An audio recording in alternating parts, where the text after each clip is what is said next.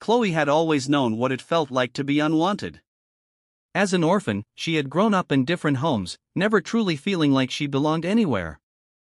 But when Mr. Benson adopted her, she thought, for once, she had found a family.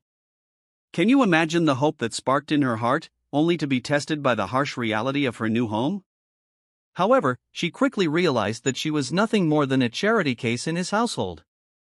He had a daughter, Stacy, who was never home. Unlike Kloe, who was raised with discipline and morals, Stacy lived a reckless life, moving from one man to another, bringing in money for her father.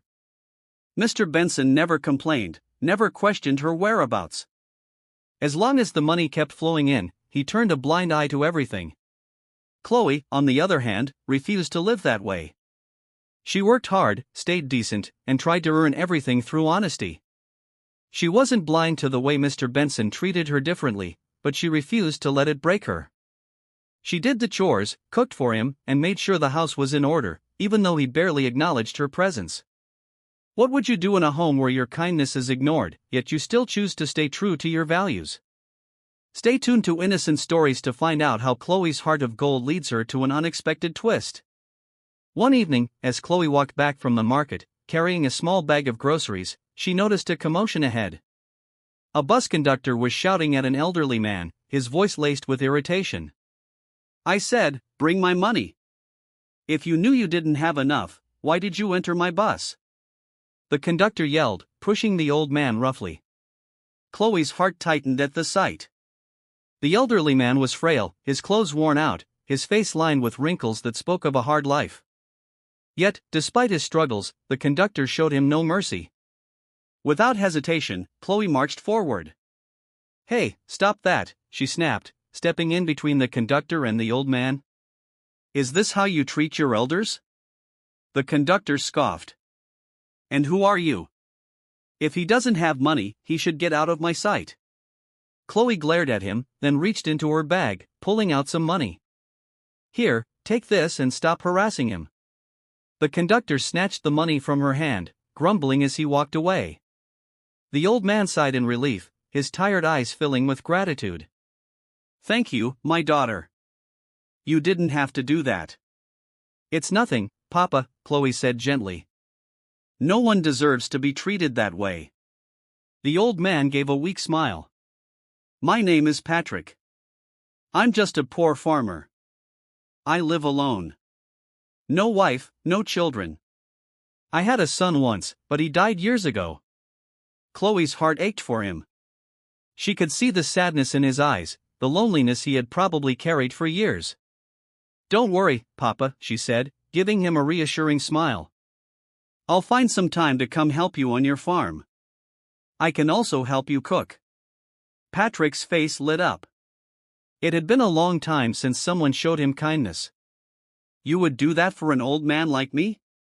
"Of course, I will come as soon as I can," Kloe promised. Patrick watched as she walked away, his heart warming at the kindness she had shown him. He had met many people in his long life, but none as selfless as this young girl. He stood there watching her until she disappeared from sight, his mind already filled with thoughts of the day she would visit. As Kloe walked home, she felt something she hadn't felt in a long time, a sense of purpose. She had spent so many years trying to find a place where she belonged. But maybe, just maybe, she was meant to be someone else's family. How far would you go to show kindness to a stranger, even when your own life is falling apart? Keep watching Innocent Stories to see how Kloe's selfless act changes her life forever. Kloe walked into the house, wiping the sweat off her forehead. She had just returned from the market. Yet, she already sensed trouble before she even stepped inside. The moment she opened the door, she saw Mr. Benson standing in the middle of the living room, his arms crossed, his face twisted with anger. "Where have you been, you useless girl?" he barked. His deep voice echoed through the house, making Kloe freeze for a moment. "I have been sitting here hungry since morning, and you went to sleep in the market, right?" Kloe opened her mouth to explain, "Daddy, but Mr. Benson wasn't interested in listening." "Shut up," he roared. "I have told you not to call me your father. You are not my child, and you will never be my child. Now, where is the change from the money I gave you?" Kloe swallowed hard. This was what she had feared. She took a deep breath and tried to speak calmly. Daddy, that's what I was trying to tell you. I saw an old man being harassed by a bus conductor. He didn't have money for his fare, so I gave it to him. Before she could finish, Mr. Benson's hand flew across her face with a loud slap. Kloe staggered backward, holding her burning cheek, tears stinging her eyes. You gave my money to a poor man, he yelled. His eyes flared with rage. So, you have started seeing poor men now, eh? You now have a poor boyfriend you're feeding with my money? Kloe gasped. No, Daddy, it wasn't like that. He was just an old man. Mr. Benson cut her off with a bitter laugh. Foolish girl. Look at you. Just look at you. My daughter Stacy is out there making real money from wealthy men. And they shower her with money. Money that puts food on this table. Money that keeps this house running. Chloe's stomach twisted in disgust. She clenched her fists and said firmly, with all due respect, Daddy, I can never be like Stacy. God forbid bad thing. A heavy silence filled the room. For a second, Kloe thought Mr. Benson might explode. His nostrils flared, his face darkened, and before she could react, his hand came down again. Another slap. You must be foolish, he roared. You think you can compare yourself to Stacy? You are nothing compared to her. Do you think your decency will bring money into this house? You will suffer. You hear me? Tears welled up in Chloe's eyes, but she refused to let them fall. She refused to give him the satisfaction of seeing her cry. For talking back at me, there is no food for you in this house, Mr. Benson declared. His voice was filled with cruelty. You will not eat for 2 days. Let hunger teach you some sense. Chloe's stomach growled, but she held her ground. Now go to the kitchen and cook before my angel Stacy comes back. Go, you senseless girl. Kloe turned and walked toward the kitchen, her head held high, but inside she was breaking.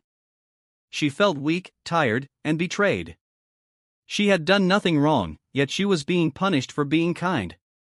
As she stood by the stove stirring the pot of soup, she made a silent promise to herself. One day, she would leave this house. One day, she would never have to endure this again. The next morning, Kloe woke up feeling weak. Her stomach ached from hunger, but she had no choice. She had to continue with her chores. She swept the living room, washed the dishes, and made breakfast for Mr. Benson. The smell of fried eggs and bread filled the house, making her stomach growl painfully, but she knew she couldn't eat. As she placed the food on the dining table, Stacy walked in. Dressed in a tight dress and high heels, she looked fresh, her face glowing with expensive makeup. Unlike Kloe, who had spent the night in hunger and tears, Stacy had probably been out enjoying herself. Kloe saw this as her chance. Maybe, just maybe, Stacy could help. She took a deep breath and walked up to her stepsister. Stacy, please. I need to talk to you, Kloe said cautiously. Stacy rolled her eyes, already irritated. What do you want, you dirty girl? Kloe hesitated, but decided to speak. Yesterday, our father, he punished me for no reason. I saw an old man being harassed by a bus conductor, and I used part of the money he gave me to help him. But when I came back, he got angry. He slapped me, insulted me, and said I wouldn't eat in this house for 2 days. Stacy picked up a mirror from the table and began fixing her lipstick, barely paying attention. And why are you telling me? She asked casually. Kloe swallowed her pride and continued. Because I'm really hungry, Stacy. I didn't eat anything yesterday, and I still have to do all the work in the house. Please, can you talk to him? Maybe if you tell him, he will change his mind. For the first time, Stacy turned to look at her properly. She tilted her head and smiled. So, let me get this straight. You want me to beg Daddy for you? Kloe nodded quickly. Yes, please. Just tell him to let me eat. Stacy burst into laughter. You must be really foolish. How is that my business? He is right. You are just a stubborn, dirty girl. If you had listened and behaved like me, you wouldn't be starving right now. Chloe's heart sank. But Stacy, I can't be like you. I don't want to. Then stay hungry, Stacy snapped, rolling her eyes. Honestly, I don't care. Tears stung Chloe's eyes. She had hoped that maybe, just maybe, Stacy would show some kindness. But she was wrong. Stacy reached into her purse and pulled out some money. Here, take this, she said, shoving a few notes into Chloe's hand. Chloe looked at the money, confused. You're giving me money for food? Stacy scoffed. Food? Who said anything about food? I want ice cream. Go to the supermarket and buy me some. And don't waste time. Chloe stared at her in disbelief. Stacy, I haven't eaten anything since yesterday. Can't I at least buy something for myself? Stacy rolled her eyes. I don't care if you die of hunger, Chloe. Just get me my ice cream, you dirty, stubborn girl. Chloe clenched her jaw, trying to hold back the tears. She had no choice. If she refused, Stacy would complain to their father, and he would only make things worse.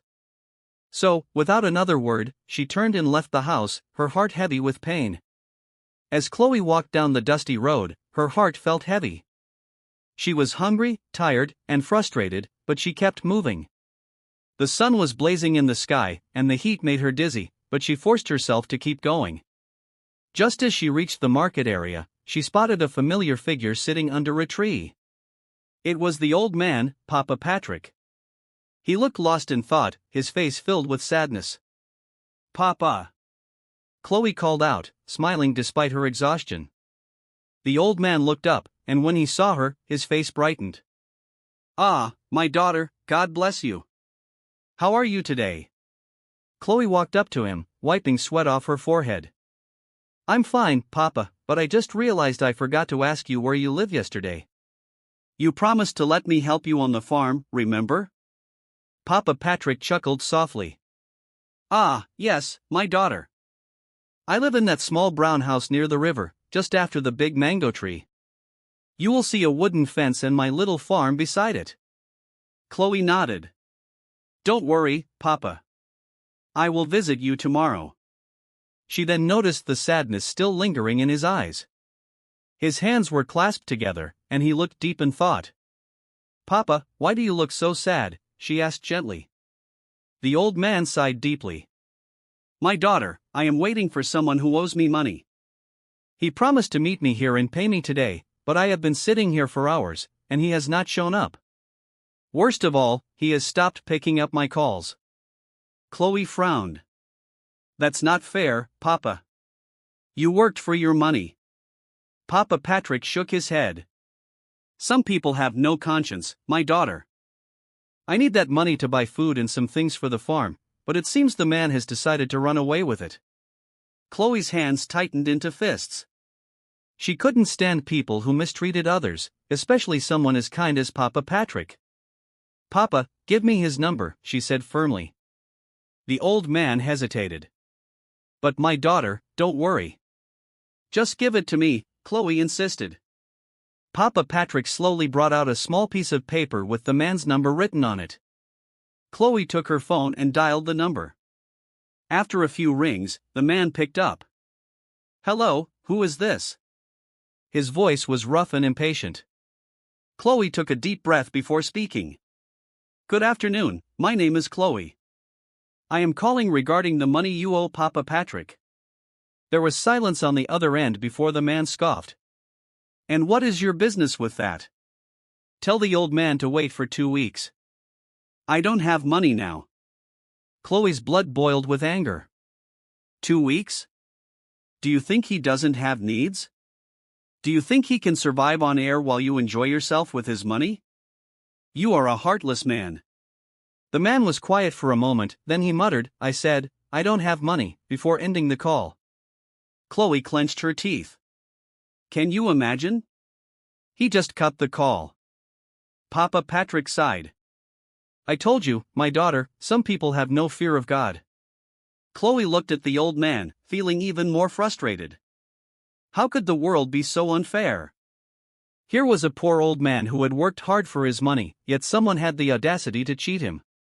She reached into her pocket and pulled out the money Stacy had given her for ice cream. She placed it in Papa Patrick's hands. The old man's eyes widened. "No, my daughter, you cannot give me this. I know you are also struggling just like me." Kloe shook her head. "Papa, you need it more than I do. You are old. I am young. I am stronger than you, so I can cope. But you need food to stay healthy. Please take it." Tears welled up in Papa Patrick's eyes as he looked at her with gratitude. He held her hands and began to pray. "My daughter, may God bless you. May you never lack, and may you meet a good man who will marry you and treat you with kindness, just as you have treated me today." Kloe smiled, touched by his words. "Amen, Papa." Papa Patrick then smiled and said, "I want you to come to my house this weekend. I will be taking some farm produce to the market in 2 days. So, by the time you visit, I will have enough money to host you." Kloe burst into laughter. "Papa, you are so funny. So, you are planning to throw me a feast, eh?" Papa Patrick grinned. "Yes, my daughter. I may be poor, but I will make sure you eat well when you visit." Kloe wiped a tear from the corner of her eye and said jokingly, "Well, I hope you know that I eat a lot. I will finish all your food." Papa Patrick laughed heartily. "I don't mind, my daughter. As long as you come, I will be happy." Kloe smiled warmly. For the first time in a long time, she felt a sense of peace. Maybe she had lost her real parents, but in Papa Patrick, she had found something she never expected, a father's love. Kloe walked into the house, her steps slow and heavy. Her stomach ached from hunger, and her body felt weak, but she forced herself to keep moving.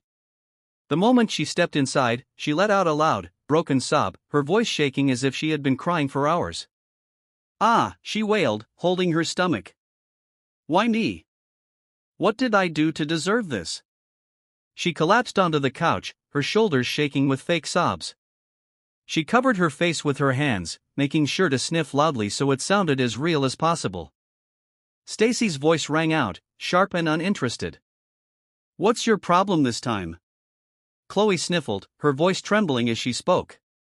"Stacy, I was attacked," she cried, her hands gripping the edge of the couch as if she was about to collapse from pain. "Attacked?" There was a slight pause before Stacy spoke again. "By who?" Kloe gasped, pretending to struggle for breath. "A group of young men. They surrounded me on my way to the supermarket. They pushed me, slapped me, and took all the money." There was silence. Then Stacy spoke again, her tone filled with amusement. "Oh, please, spare me the tears. You should be grateful they didn't finish you off." Chloe's fake crying almost turned real. She lifted her head slightly, her eyes wide with disbelief. "Stacy," she gasped. "What?" Stacy's voice was light, almost laughing. "You are useless in this house anyway. If they had unalived you, at least this house would be free from your presence." Chloe's chest tightened. No matter how cruel Stacy had been in the past, she never expected her to say something so heartless. "Stacy, I swear I'm telling the truth," Kloe sobbed. "They stole everything. I couldn't even fight back." A mocking laugh rang out. "I hope you haven't given my money to your poor boyfriend and come here to lie." Chloe's eyes widened in shock. "I don't have a boyfriend, Stacy. I swear on my life. I've never even been touched by a man before." Laughter filled the room. It was loud, cruel, and filled with mockery. "Oh, please, don't make me laugh. You've never been touched?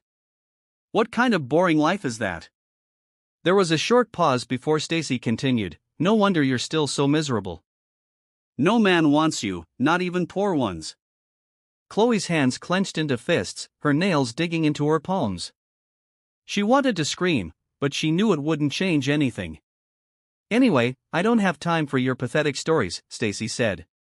"Whether you were robbed or not, it's not my business. The only thing I know is that my money is gone." Kloe held her breath, praying that she wouldn't demand the money back. "You're lucky I'm in a good mood today," Stacy continued. "Otherwise, I would have made you pay me back every single naira. But since I don't want to stress myself, I'll let it go." Kloe exhaled shakily, her body relaxing slightly. "But don't think I'm being nice," Stacy added, her voice sharp. "I just don't have time to deal with a fool like you. So, get out of my sight before I change my mind." Kloe hesitated for a moment.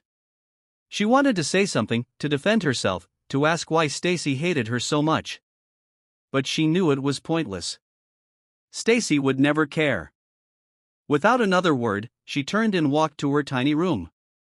Her stomach growled in protest, but she ignored it. She lay down on the thin mattress, staring at the ceiling. The hunger in her belly was nothing compared to the pain in her heart. She had tried everything to be accepted in this house, but it was never enough. Tears slid down her cheeks, but she quickly wiped them away. The weekend finally came, and Kloe woke up early, excitement bubbling in her chest. It had been a long, hard week of hunger, insults, and endless chores. But today, for the first time in a long while, she felt happy. She had something to look forward to. She waited for Stacy and Mr. Benson to leave the house before sneaking out. She knew if they caught her, there would be trouble. But she didn't care. She was tired of staying in a house where she was treated like nothing. The sun was high in the sky as she made her way to Papa Patrick's house. The dirt road was quiet, lined with tall trees and the sound of birds chirping.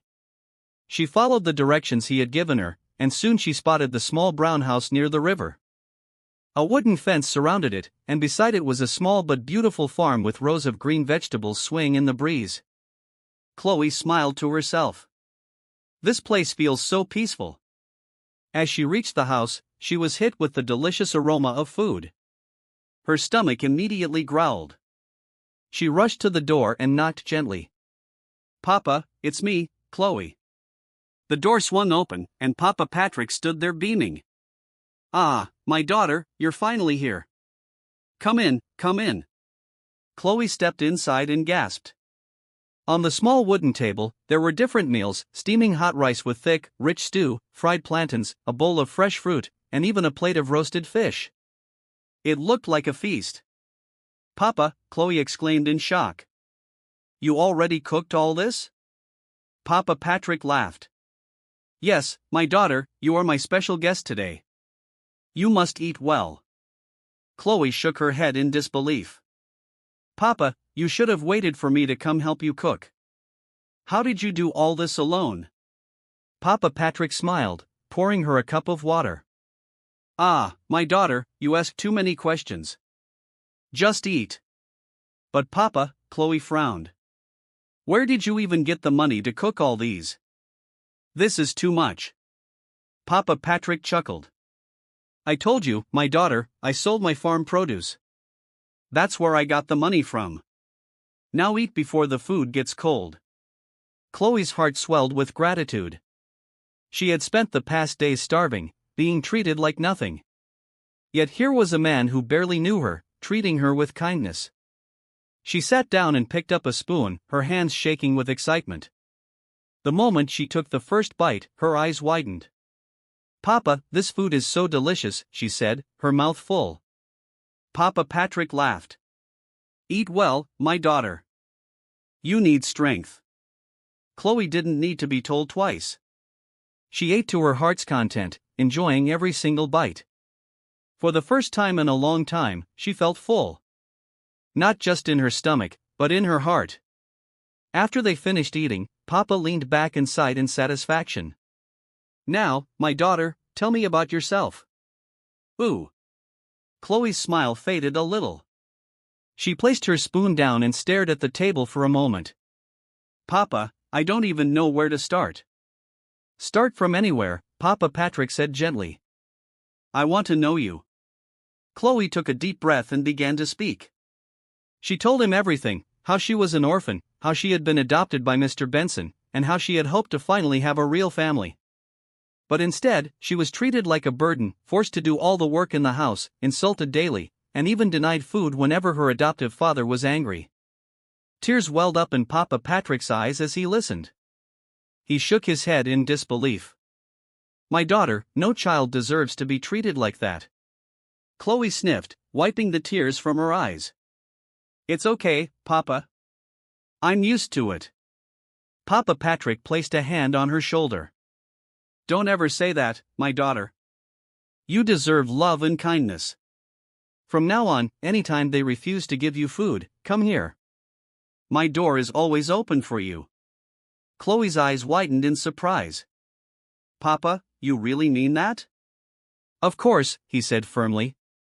You are my daughter now. I will not let you suffer. Kloe's heart swelled with emotion. She had never felt so cared for before. Thank you so much, Papa. God bless you. You are truly God-sent. Papa Patrick smiled warmly. My daughter, how I wish I had a son. He would have married you. Kloe laughed, shaking her head.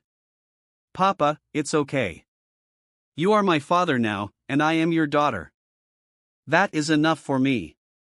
Papa Patrick nodded, his eyes shining with love. Kloe sighed and looked out the window.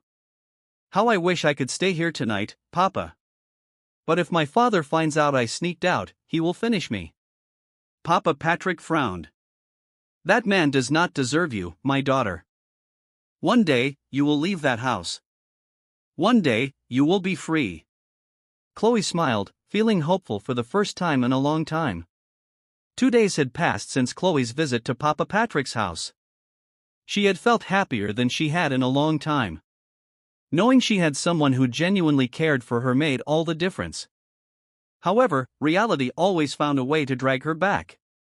She was still stuck in Mr. Benson's house, where every day felt like a battle for survival. She had just finished washing the dishes when her phone rang. She frowned, wiping her wet hands on her dress before picking it up. The number was unknown. Hello, she answered cautiously. A deep, unfamiliar voice responded. Ah, finally, the angel speaks. Kloe raised an eyebrow. Excuse me, who is this? The man chuckled. My dear, ever since I heard your voice that day, I have not been able to sleep. Your voice is like the voice of an angel sent from above. Kloe rolled her eyes. Who are you, and what do you want? My name is Philip, the man said smoothly. I am the man who owed your poor friend, Mr. Patrick, some money. Kloe's body stiffened. Firstly, have you paid my father his money? She asked. Philip chuckled again. Oh, I never knew he was your father. If I had known, I would have paid him long ago. Don't waste my time, Kloe snapped. Just answer the question. Have you paid him or not? Of course, my love, Philip said in a sickeningly sweet voice. I paid him a few hours ago. You can ask him to confirm. Kloe took a deep breath, controlling her growing irritation. Good.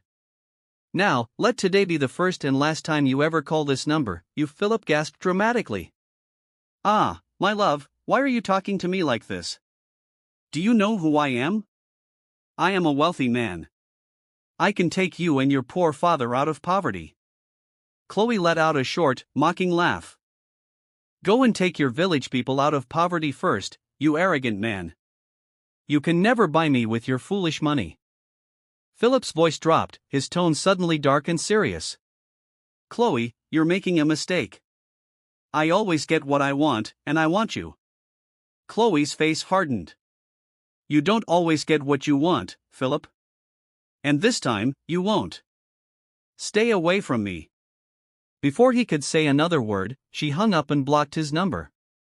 But on the other end of the call, Philip sat back in his chair, a sly smile on his face. Don't worry, my dear Kloe, he murmured to himself. I know exactly how to get you.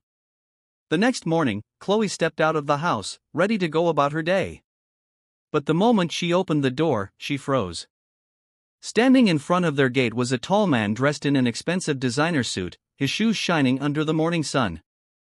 Next to him were several large bags filled with what looked like expensive gifts, boxes of chocolates, perfumes, designer clothes, and other luxurious items. Kloe's eyebrows furrowed. Who is this? And why is he standing in front of our house? She took a cautious step forward, her arms folded. Who are you, sir? And what are you doing here? The man turned around slowly, a confident smile on his face. Ah, my love, you don't recognize me. Chloe's stomach turned. That voice, she knew it too well. It's me, Philip, baby, he said smoothly. I came to see my wife-to-be. Chloe's mouth fell open in shock. Excuse you? Philip chuckled. Oh, come on, baby. Don't act surprised. I told you I always get what I want, and I want you. He spread his arms wide, as if expecting her to run into them. Look at all these gifts. Just a little taste of the life I can give you. Chloe clenched her fists. How did you even get my address? Philip smiled. Baby, we own this town. I know every house, every street. Finding you was easy. Chloe felt her skin crawl. Don't call me baby. I am not yours, and I never will be. Philip sighed dramatically, shaking his head. Chloe, you're making this difficult. Just give me a chance. I love you. Be mine. Let me spoil you with money. Let me take care of you and Patrick. Chloe's blood boiled. First of all, don't ever mention Papa Patrick's name again. Second, I don't want your money. And third, I will never, ever be yours. Philip's smile faltered for a moment, but he quickly regained his confidence. Baby, why did you lie to me? Chloe frowned. Lie to you about what? About Patrick being your father, Philip said. Chloe rolled her eyes. Of course, he is my father. Philip smiled again. Then how come you both don't live in the same house? Chloe felt like slapping him. That's none of your business. Philip shook his head. Baby, don't lie to me again. I don't like it. Please always tell me the truth. Chloe let out a frustrated groan. You are so foolish. Don't you ever call me baby, okay? And let me warn you, don't ever call me or come to this house again. Philip's smirk returned, but this time there was something darker about it. His eyes glinted with obsession. Never, Chloe. You must be mine. You are too beautiful, too intelligent, too decent to belong to another man. Be mine. Chloe's stomach twisted in disgust. Let me say this one final time. Next time I see you near this house, I will call the police for stalking me. Philip let out a slow laugh. Baby, we own the police. They will do nothing to me. Chloe glared at him before turning around and walking back into the house, slamming the door behind her. She was done with this nonsense. Just as she leaned against the door, taking deep breaths to calm herself, she heard a voice behind her. Interesting. Chloe spun around only to see Stacy standing in the hallway with a wicked grin on her face. You were really shouting at that fine, rich man, Stacy said, crossing her arms. You're such a fool, Chloe. You should be begging him to take you. Chloe's jaw clenched. Stay out of this, Stacy. Stacy ignored her and walked outside, flipping her long hair over her shoulder. Good morning, sir, Stacy said sweetly, her tone completely different from how she spoke to Chloe. Philip turned, raising an eyebrow at her. And who might you be? Stacy smiled. I'm Stacy, Chloe's elder sister. Philip smiled. Oh, I see. Don't mind my sister, Stacy continued, her voice smooth like honey. She's just a little difficult. But don't worry, I'll talk to her. I'm sure she will listen to me. Philip looked her up and down, then nodded. I like that. You seem reasonable. Stacy giggled, stretching out her hand. Before I forget, let me help her collect the gifts. You know, just in case she changes her mind later. Philip chuckled and gestured to the bags. Be my guest. Stacy quickly grabbed the bags of goodies, her eyes shining with excitement. Philip reached into his pocket and pulled out a bundle of cash, placing it in Stacy's hand. This is for you. Just make sure you convince your sister. I don't want to wait too long. Stacy's grin widened as she took the money. Oh, don't worry, Philip. I'll make sure Kloe sees reason. Philip then climbed into his expensive car, revved the engine, and sped off, leaving a cloud of dust behind him. Stacy turned back toward the house, a wicked smile on her face. Kloe, she muttered, shaking her head, you really don't know how to use your beauty. The next morning, Kloe couldn't wait to leave the house. After what happened with Philip yesterday, she needed to clear her head. There was only one place she wanted to be, Papa Patrick's house. She carefully snuck out, making sure Mr. Benson and Stacy weren't around to stop her. The moment she stepped onto the dusty road leading to Patrick's house, she felt a wave of relief. This place had become her escape, the only place where she felt safe and loved. When she arrived, Papa Patrick was sitting outside on a wooden bench. His wrinkled face lit up with a smile when he saw her. Ah, my daughter, you're here. Kloe ran up to him and sat beside him. Yes, Papa. I needed to talk to you. Patrick looked at her closely. What is it, my daughter? You look worried. Kloe let out a frustrated sigh. Papa, that man, Philip, is so stupid. I don't like him, and I will never like him. Papa Patrick chuckled. Ah, what did he do this time? Kloe rolled her eyes. Yesterday, I stepped out of the house, and I saw him standing outside with bags full of expensive gifts, saying he came to see his wife-to-be. Can you imagine? Papa Patrick's eyes widened. What? Papa, I was so angry. I told him to leave me alone, but he kept saying he wants to take care of me, that he loves me, that he will spoil me with money. Can you believe that? Patrick suddenly sat up, his eyes narrowing. No wonder, Kloe frowned. No wonder what? No wonder he came here the other day and paid me more than he owed me, Patrick said, rubbing his chin. I was surprised because the amount he gave me was too much. I never knew it was because of you, my daughter. Kloe's stomach turned. So, he was just trying to impress me. Ugh, that man is so annoying. Patrick sighed. My daughter, he is wealthy. Why don't you give him a chance? He can take care of you. Kloe gasped. Papa, you too? Patrick chuckled. I'm just saying, my daughter, life is hard. If a man with money loves you, maybe you should consider it. Kloe shook her head firmly. No, Papa. I will never give him a chance. I don't care if my man is broke. All I need is a good man, a responsible man, not an arrogant and proud fool like Philip. Patrick nodded slowly. I see. And besides, Kloe continued, I am not even ready for any relationship right now. All I want is money to get into the university and get my degrees. I want a good job. I want to take you out of this place, Papa. I hate to see you in this environment. It's not good for your age. And I also want to make sure you stop farming. That's my wish someday. Papa Patrick's eyes widened in shock. He stared at her for a long time, speechless. Finally, he reached out and held her hands, his voice trembling. Oh, my daughter. I wish you were truly my child. You are so kind. May God bless you. Kloe smiled, blinking back tears. Amen, Papa. Patrick sighed deeply. Don't worry, my child. The God I serve will bring somebody that will help you soon. Soon, my daughter. Soon.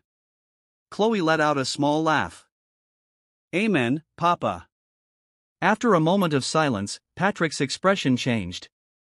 He suddenly clenched his fists. And listen. Anytime that fool Philip comes near you again, call me. I will come over and beat the hell out of him. Kloe stared at him in shock, then burst into laughter. She laughed so hard she had to hold her stomach. Papa, you are so funny, she said between giggles. Where is the strength? How can you beat a man as fit as Philip? Patrick puffed out his chest. Ah, don't underestimate me, my daughter. I may be old, but I still have some fight left in me. Kloe wiped a tear from the corner of her eye, still laughing. Papa, please don't try it. One slap from Philip, and you'll be sleeping for a week. Patrick laughed heartily, shaking his head. Don't worry, my daughter. I will carry my farming cutlass. If he misbehaves, I will chase him down the street. Kloe laughed even harder, picturing the scene in her head. Papa, you will cause trouble in this town. They both laughed until their stomachs hurt. For a moment, Kloe forgot all her problems. She forgot about Philip, Mr. Benson, and Stacy. All she felt was happiness. And in that moment, she knew no matter what happened, she would fight for her future. And no amount of money or arrogant men would change that. Meanwhile, back at home, Stacy sat comfortably on the couch, her legs crossed as she looked at her father with excitement. Mr. Benson sat opposite her, listening with mild curiosity. Father, you were not around yesterday, so you missed a lot, Stacy started, leaning forward. Mr. Benson frowned. What happened? Stacy smiled. It's about Kloe. A wealthy man named Philip came to see her, and you won't believe what she did. Mr. Benson raised an eyebrow. A wealthy man? Who is he? I don't know much about him, but from the way he dressed and the car he drove, he is clearly rich, Stacy explained. He came with bags full of expensive gifts. I mean, real luxury items. He stood outside waiting for Kloe, calling her his wife-to-be and saying he wanted to take care of her. Mr. Benson's eyes widened slightly. And what did Kloe do? Stacy rolled her eyes. She insulted him. Can you imagine? A man with money came to spoil her, and instead of grabbing the opportunity, she started acting all righteous. She told him to leave, that she wasn't interested, and even threatened to call the police on him. Mr. Benson shook his head, clearly displeased. That girl is truly foolish. A rich man came for her, and she threw it away. Does she think men like that come every day? Exactly, Stacy said excitedly. Father, do you know how many women are praying for a man like Philip? But look at Kloe, rejecting him like she has options. Mr. Benson scoffed. She has no sense. She behaves as if decency and hard work alone can put food on the table. Even you, her elder sister, are still waiting for a rich man to marry. Yet here she is, pushing one away. Stacy nodded quickly. That's what I was thinking, too. A man like Philip is a rare catch. And between me and you, Father, I fit him more than Kloe does. I mean, I am more mature, more beautiful, and more exposed than that little orphan. Mr. Benson smirked. Now you're talking, Stacy. You think wisely. Stacy flipped her hair back. I was going to talk to Kloe and convince her to accept him. But now that I think of it, why waste my time? If she doesn't want him, then I will take him for myself. Mr. Benson smiled approvingly. That is a better plan. Don't force her. If she has rejected him, then leave her to suffer. Instead, since you have his number, call him. Tell him bad things about Kloe. Make sure he sees her as a worthless girl, someone he shouldn't even think about. Stacy gasped, her eyes lighting up. Oh, Father, I never even thought of that. You are truly brilliant. Mr. Benson nodded. You must act fast. If you succeed, Philip will no longer want anything to do with Kloe, and all his attention will turn to you. Stacy grinned. Yes. And those expensive gifts he brought yesterday? I will keep them. Kloe doesn't deserve them. If she wants to act foolish, let her suffer. Good, Mr. Benson said, looking pleased. And make sure you also talk to Kloe, feed her lies about Philip, tell her horrible things about him so that she will hate him even more. That way, even if he still tries to chase her, she will never accept. Stacy clapped her hands excitedly. Oh, Father, this plan is perfect. Kloe has no idea what's coming. Philip will be mine, and she will regret ever rejecting him. Mr. Benson smirked. Let that fool continue to struggle in this house. She will learn the hard way that life is not about dignity but survival. Stacy smiled wickedly. Don't worry, father. I will make sure Philip forgets that Kloe even exists. As they continued their discussion, Stacy was already forming her next move. Philip will be mine. Later that evening, Stacy sat in the living room, waiting for Kloe to return from wherever she had sneaked off to. She was eager to put her father's plan into action. The moment she heard the door creak open, she quickly put on a serious expression and leaned forward, acting as if she was deep in thought. Kloe walked in, tired from her visit to Papa Patrick's house. She barely glanced at Stacy as she made her way to her room. Kloe, wait, Stacy called, her voice unusually soft. Kloe sighed, already suspecting trouble. She turned around, folding her arms. What is it, Stacy? Stacy let out a deep sigh, shaking her head. Kloe, I just want to talk to you. It's about Philip. Kloe frowned. Philip? What about him? Stacy leaned back on the couch, crossing her legs. I know you don't like him, and that's fine, but I felt it was important to tell you the truth about him. Kloe rolled her eyes. I don't care about Philip, Stacy. I already told him to leave me alone. I know, Stacy said quickly. But you rejected him without knowing who he really is. And as your sister, I feel like it's my duty to warn you. Kloe raised an eyebrow. Warn me? Stacy nodded, lowering her voice as if she was sharing a big secret. Kloe, Philip is a married man. Kloe blinked, unimpressed. Okay. Stacy looked slightly thrown off by her calmness, but quickly continued. He has 2 wives already. Not 1, but 2. And do you know what else? Kloe sighed. No, I don't. Stacy leaned closer, her voice dropping to a whisper. He is a ritualist, Kloe. People say he uses women for rituals. That's how he got his wealth. Kloe's expression remained blank. Wow. Stacy stared at her, waiting for a reaction, but Kloe simply stood there, unbothered. So, you're not shocked? Stacy asked, frowning. Kloe shrugged. Why should I be? I was never interested in him. Stacy's eyes twitched slightly, but she forced a smile. Well, I just thought you should know, so you don't regret rejecting him later. Kloe scoffed. Regret? Stacy, I don't even think about Philip. I don't care if he has 2 wives or 10 wives. He could be a ritualist, a thief, or even the king of a secret cult. It doesn't concern me because I was never going to accept him in the first place. Stacy blinked, momentarily speechless. She hadn't expected Kloe to be so unaffected. Kloe tilted her head. But if you're so worried about him, why don't you take him? Since you're suddenly so interested in his personal life, why not become his 3rd wife? Stacy's lips parted in shock. What? Kloe smiled. You clearly care about him more than I do. You can have him. It's not my problem. Stacy's hands curled into fists. Kloe, you're not taking this seriously. Because it's not my concern, Kloe said, turning toward her room. Unlike you, I have better things to do with my life. Stacy watched in frustration as Kloe walked away without a second thought. Her plan had failed. Kloe was completely unmoved, and that made Stacy even more determined to make sure Philip became hers. Later that evening, Stacy sat in her room, fuming. Her plan to turn Kloe against Philip had failed, but she wasn't done yet. There was still another way. Philip wanted Kloe, and if Stacy played her cards right, she could use that to her advantage.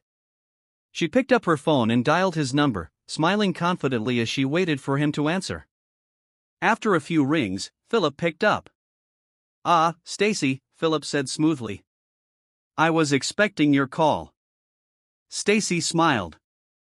Of course, Philip, I had to call. After what happened yesterday, I knew we needed to talk. Philip chuckled. So, tell me, have you spoken to Kloe? Have you convinced her? Stacy sighed dramatically. Philip, that's exactly why I'm calling.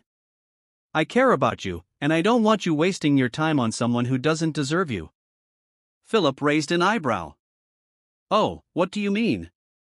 Stacy lowered her voice, making it sound as if she was revealing a deep secret.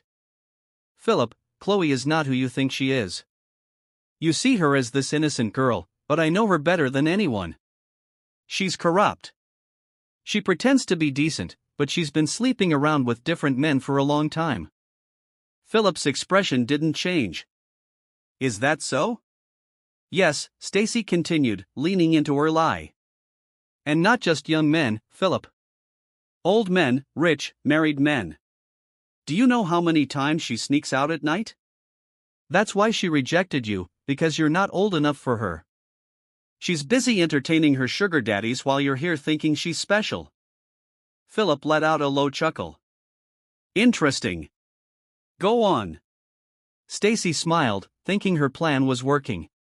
Philip, I care about you. That's why I'm telling you the truth. Kloe is playing games with you. You deserve better. You deserve someone like me. A classy, educated, beautiful woman who knows how to treat a man of your status. I am not like Kloe. I can be the woman beside you. The one who makes you proud. The one who a sudden burst of laughter from Philip cut her off. Stacy frowned, confused. Philip, why are you laughing? Philip continued laughing for a few seconds before speaking. Oh, Stacy, who in this town doesn't know you? Stacy's smile faded instantly. What? What do you mean? Philip's voice turned cold. Everything you just said about Kloe is actually you. You just gave me your own life history. Everyone knows you are the one sleeping around with men for money, not Kloe. Stacy's eyes widened in shock. Philip, that's not true. Philip scoffed. Oh, please. Do you think I didn't do my research? Stacy, your name is all over this town. You've been with so many men that even married men are afraid of you now. And you have the audacity to lie to me about Kloe. Stacy's heart pounded. Philip, listen to me. Philip cut her off. No, you listen to me. I will never date nor marry someone as corrupt and mannerless as you. You are desperate and shameless, Stacy, and I don't deal with women like you. Stacy felt rage boiling inside her. Philip, you can't talk to me like that. Philip let out a short laugh. I can talk to you however I like. And let me warn you, don't you ever call this number again. You are the daughter of a lazy man who survives off his own daughter's dirty dealings. I don't associate with people like you. Before Stacy could respond, click. The call ended. Her hands trembled as she stared at her phone, her mouth opening and closing in shock. Philip had not only rejected her, but he had also insulted her brutally. She never expected this. Her plan had backfired completely, and now she was angrier than ever. Mr. Benson arrived home late in the evening, his face set in a tired, unreadable expression. He had barely taken off his shoes when Stacy stormed toward him, her arms folded, her face twisted with anger. Father, you won't believe what happened, she shouted. Mr. Benson sighed, rubbing his forehead. What is it now, Stacy? Can I rest for 1 minute? No, Father. This is serious, Stacy snapped. That foolish girl, Kloe, has embarrassed me. She has disgraced our family. Mr. Benson's eyes darkened. What are you talking about? Stacy clenched her fists. I called Philip just like we planned. I tried to talk sense into him to make him forget about Kloe and see that I am the better woman for him. But do you know what happened? Mr. Benson stared at her, waiting. Philip insulted me, Father. He called me desperate and shameless. He said I'm mannerless and that everyone in this town knows me for the wrong reasons. Mr. Benson's jaw tightened. What? Stacy nodded furiously. Yes. And do you know why? Because Kloe must have told him bad things about me. That's the only explanation. Mr. Benson's face twisted in anger. That ungrateful girl, he growled. After everything I have done for her, this is how she repays me. Stacy smiled, watching as her father's anger built up. She is a bad head, father. She has always been. She is trying to ruin this family. That's why she refused Philip. She wants to disgrace us and remain a poor girl forever. Mr. Benson didn't need to hear anything else. His mind was already made up. His patience had run out. Without another word, he stormed inside, his heavy footsteps shaking the floor. Kloe was in her tiny room, sitting on the small mattress, lost in thought. She was exhausted from the day's events and just wanted to rest. But the moment she heard the door burst open, her heart jumped. She looked up to see Mr. Benson standing in the doorway, his face red with fury. "Pack your things and get out of my house," he roared. Kloe blinked in shock, her stomach tightening in fear. "Daddy, don't you dare call me that," he shouted, his voice shaking the walls. "I have had enough of you. Leave my house this very minute and never return." Tears welled up in Chloe's eyes. "But what did I do?" she whispered. Mr. Benson scoffed. "Oh, you're still pretending. You think I don't know? You went behind my back and told Philip bad things about my daughter. You destroyed Stacy's chances with him." Chloe's mouth fell open. "I didn't say anything to Philip." "Shut up," Mr. Benson snapped. "I don't want to hear your lies. I have tried for you, Kloe. I gave you shelter. I fed you. I allowed you to stay in my house for years, and this is how you repay me by bringing shame to my family." Tears spilled down Chloe's cheeks. "Daddy, please. I said, get out." Mr. Benson roared, his eyes burning with rage. "Go and meet your poor boyfriend. Stay away from my family. You are nothing but bad luck, Kloe. A bad head. From the day I took you in, nothing good has come out of it." Kloe shook her head, crying uncontrollably. "Please don't do this to me. I have nowhere to go. I promise I didn't do anything wrong." Mr. Benson pointed at the door. "I don't care. You are not my problem anymore. Get out of my house and never return." Kloe sobbed, her whole body shaking. She couldn't believe this was happening. She had always known she wasn't truly loved in this house. But she never thought Mr. Benson would throw her out like this. She looked up at him one last time, hoping for even a tiny bit of mercy in his eyes. But there was none, only coldness. Knowing she had no choice, she slowly got up and wiped her tears. She grabbed a small bag and stuffed in the little clothes she had. Her hands trembled as she zipped it up. As she walked past Mr. Benson, he didn't even look at her. Stacy stood at the door, smirking with satisfaction. "Goodbye, Kloe," Stacy said mockingly. "Enjoy your new life on the streets." Kloe didn't respond. She stepped out into the night, her heart breaking into a million pieces. With nowhere else to go, Kloe walked through the dark, lonely streets, her small bag clutched tightly in her hands. Her heart felt heavy, her eyes swollen from crying. She had spent years in Mr. Benson's house, enduring pain and humiliation. Yet, she was thrown out like garbage. But there was one place, one person who had always made her feel loved, Papa Patrick. As she approached the small brown house near the river, she took a deep breath, her body trembling from exhaustion. She knocked weakly on the door, praying he was home. Within seconds, the door swung open, and there stood Papa Patrick, his face lighting up the moment he saw her. "My daughter," he exclaimed, stepping forward. "What are you doing here so late? Are you okay?" Kloe couldn't hold back the tears anymore. "Papa." Her voice broke, and before she could say another word, she collapsed into his arms, sobbing. Papa Patrick held her gently, patting her back. "My daughter, you are safe now." He pulled her inside, shutting the door behind them. As she sat on the small wooden chair, Kloe told him everything, how Mr. Benson had accused her of things she didn't do, how he threw her out without mercy, how she had nowhere to go.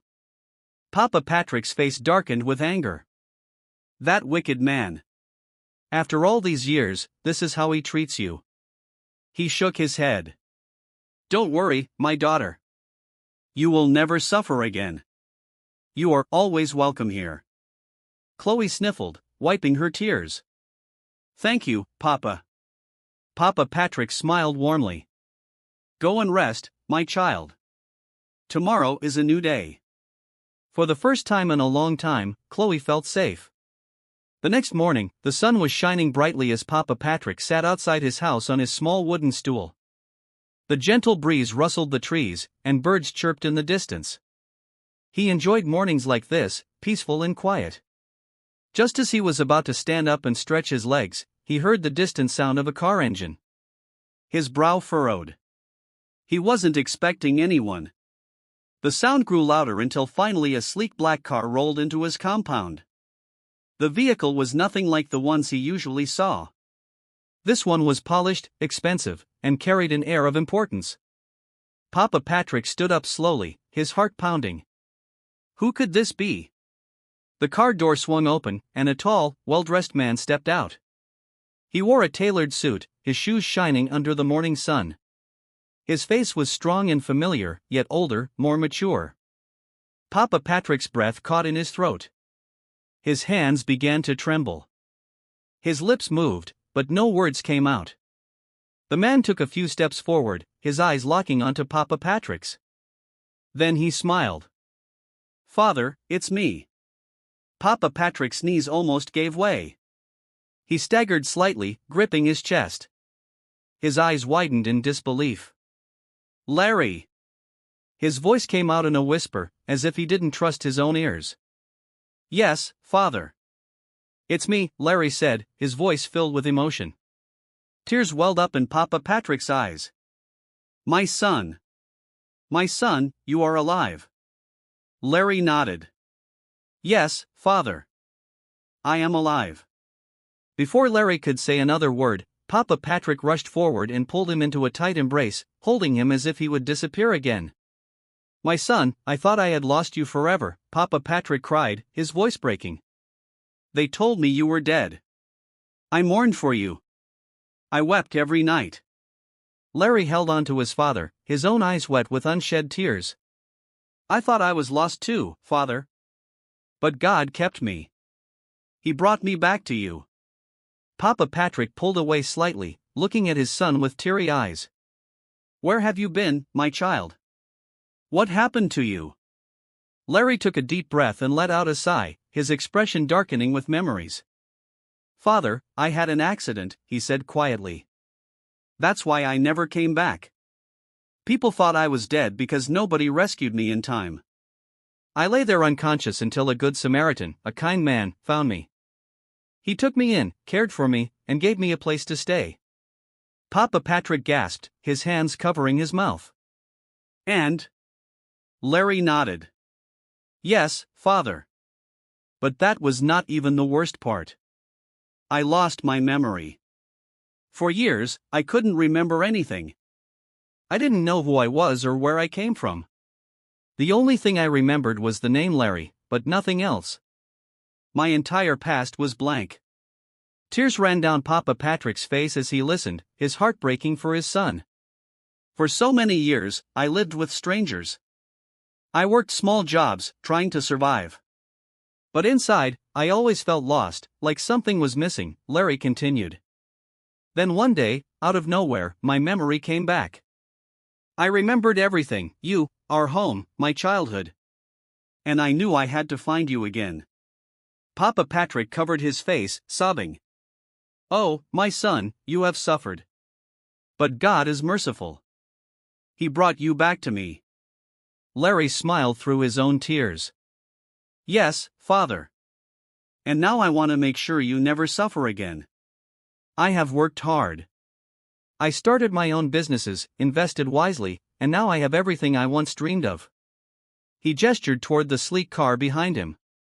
I have money, a mansion, a successful life, but all of that means nothing if I don't have my father. Papa Patrick wiped his tears and smiled proudly. God is good, my son. You left as a boy, but you have returned as a man, a rich and successful man. Larry smiled. Yes, Father. And I have come back to take care of you. You will never struggle again. Papa Patrick beamed with joy. Ah, my son, you don't know how happy I am. Then his smile turned mischievous as he tilted his head. Tell me, my son, are you married? Larry laughed heartily. No, father. I am waiting for the right one. Papa Patrick's eyes twinkled with excitement. Ah, don't worry, my son. I have the right one for you. Larry raised an eyebrow, curious. Really? Who is she? Papa Patrick chuckled, folding his arms. She went to the market to buy something. But when she returns, you will see her for yourself.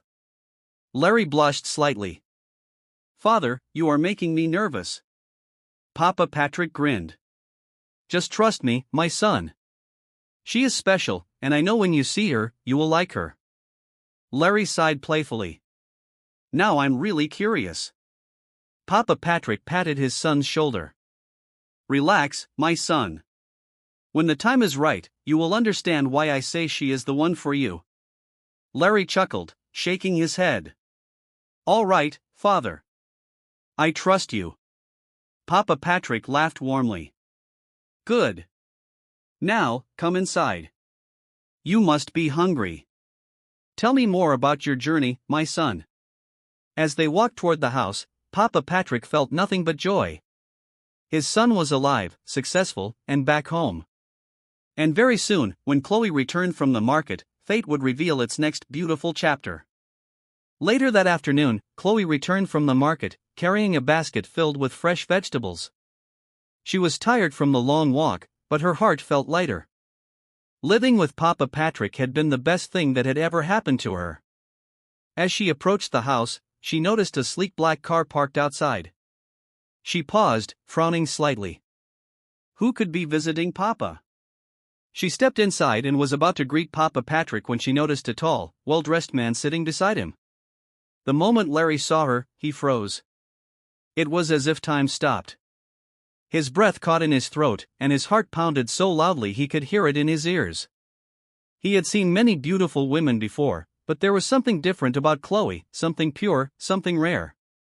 His father's words suddenly made sense. Kloe, feeling slightly uncomfortable under his intense gaze, shifted the basket in her hands. Good afternoon, Papa, she greeted, then turned to Larry. Good afternoon, sir. Larry finally found his voice. Good afternoon. What's your name? Kloe, she answered, giving him a small, polite smile. Papa Patrick, sensing something between them, grinned widely. Ah, my son, this is the one I was telling you about. Kloe, this is my son, Larry, Papa Patrick said, his voice filled with pride. The son I thought died years ago. Chloe's eyes widened in shock. Your son? Larry smiled and stood up, extending his hand. Yes, Kloe, it's a pleasure to meet you. Kloe slowly took his hand, shaking it gently. Wow! Papa always told me he had lost his son. This is a miracle. Larry nodded. It truly is. I lost my memory for years after an accident, and when I finally remembered home, I knew I had to come back. Papa Patrick beamed with happiness. Isn't God wonderful? Now my family is whole again. Larry, however, wasn't just interested in meeting Kloe. He was captivated by her. From the moment she walked in, he felt something deep within him shift. She was beautiful, but it was more than that. There was a gentleness about her, a kindness in her eyes that made his heart race. After Kloe settled down, Larry spoke up. Kloe, I don't want to waste time. I have searched for love for years, but today I have found it. I love you, and I want to marry you. Kloe gasped, nearly dropping the basket in her lap. What? Larry took a deep breath, his eyes locked on hers. I know this is sudden, but sometimes the heart knows what it wants. From the moment I saw you, I knew you were the one for me. I don't believe in delaying happiness. I want to spend my life with you. Chloe's heart pounded. She had never had a man speak to her like this before. She glanced at Papa Patrick, who was watching them with a knowing smile. Larry, Kloe said carefully, this is a big decision. I do like you, but I have dreams. I want to finish university, get my degree, and build a career first. Then I can think about marriage. Larry smiled warmly. And that's exactly why I love you. You have ambition. You have a plan, and I respect that. I will wait for you, Kloe, no matter how long it takes. Papa Patrick clapped his hands happily. Ah, my son, you have chosen wisely. Kloe is a good girl. You will be happy with her. And so their love story began. Years later, Kloe worked hard and finally achieved her dream of graduating from university. Larry was there for her through every step, supporting her, encouraging her, and celebrating her victories. On the day she received her degree, Larry made his next move. In front of her classmates, friends, and even reporters, he got down on one knee and pulled out a ring. Kloe, I have waited for this moment for years. You have accomplished your dream, and now I want to ask, will you be my wife? Tears filled Kloe's eyes as she nodded. Yes, yes, Larry. The crowd erupted in cheers as he slipped the ring onto her finger. Their engagement quickly spread all over the internet. It was on social media, in the newspapers, and even on television. The story of the billionaire businessman and the brilliant young graduate became the talk of the town. But not everyone was happy. In another part of town, Stacy and Mr. Benson sat in their living room, watching the news in rage. On the screen, Kloe and Larry's engagement was being broadcasted. The headline read, Billionaire businessman Larry engaged to university graduate Kloe. Mr. Benson's hands clenched into fists. I will not be alive to see this happen, he roared. Stacy threw a glass at the wall, her eyes burning with hatred. Kloe, that useless girl, getting married to a billionaire? No, I will not allow it.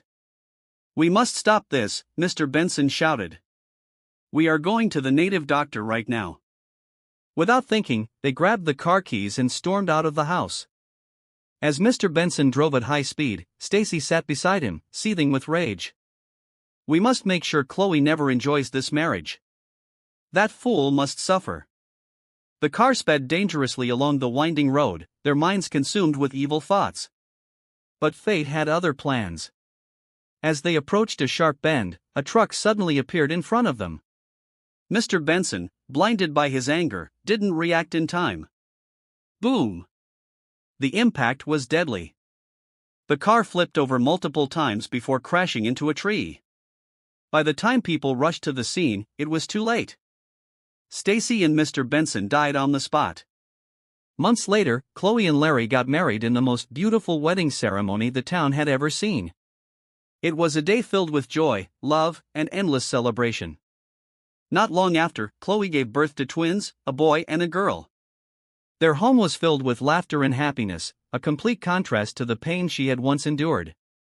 Papa Patrick, now living in Larry's mansion, held his grandchildren in his arms, his heart full of gratitude. You see, my daughter, he said to Kloe one evening. God always has a plan. He took you from pain and gave you a beautiful life. Kloe smiled, resting her head on Larry's shoulder. Yes, Papa, and I will forever be grateful. Larry kissed her forehead. You deserve all the happiness in the world, my love. And so Kloe and Larry lived happily ever after, proving that no matter how dark the past may be, love, kindness, and patience always lead to a brighter future. Dear viewers, what lessons did you take away from this dramatic tale? We'd love to hear your thoughts in the comments below. If you enjoyed the story, give us a thumbs up, share it with friends, and hit that subscribe button for innocent stories. Don't forget to turn on notifications so you never miss out on our latest updates.